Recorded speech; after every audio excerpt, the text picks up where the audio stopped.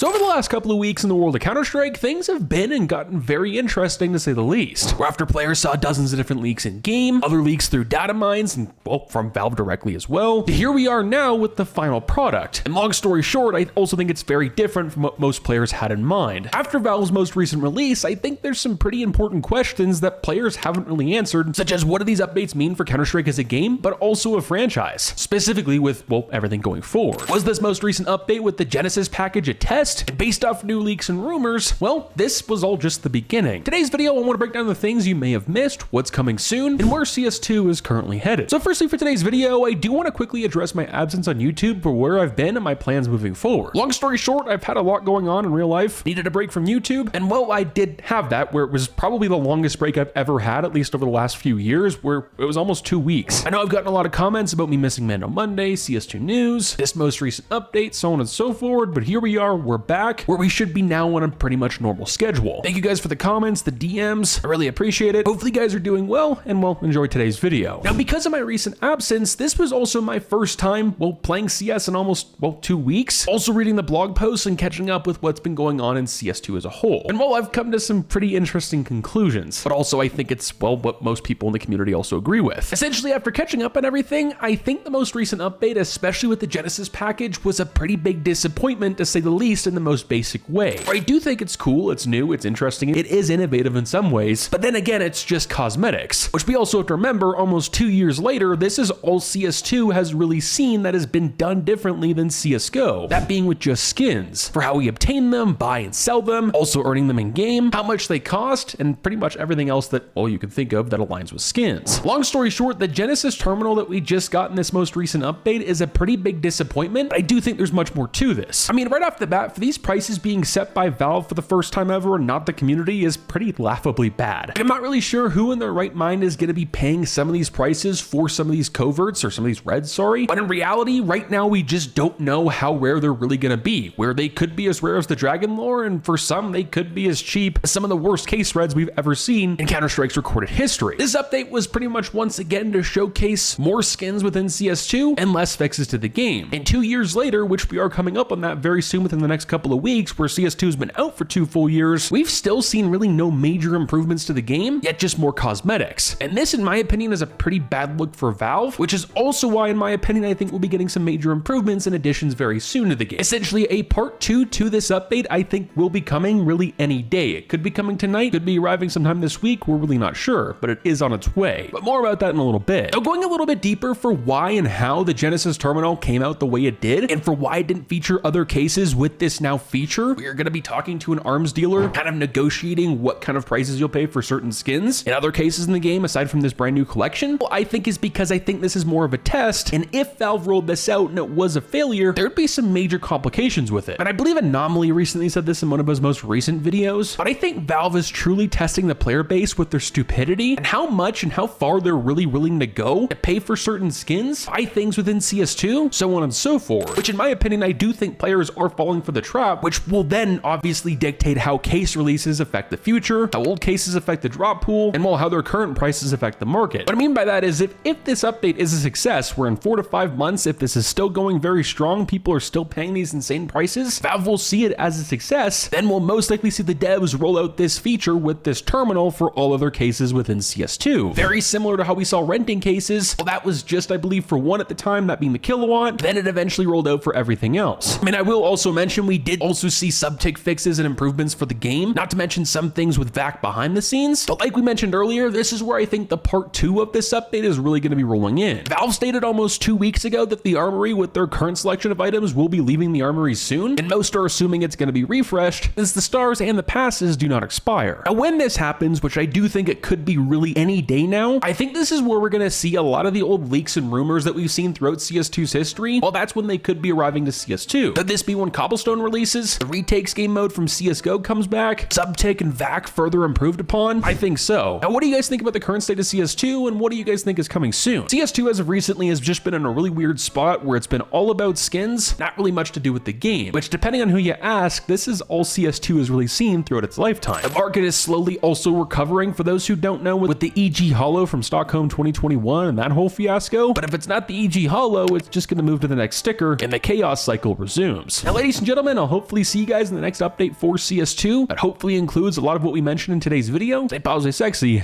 I'm out, guys. Peace.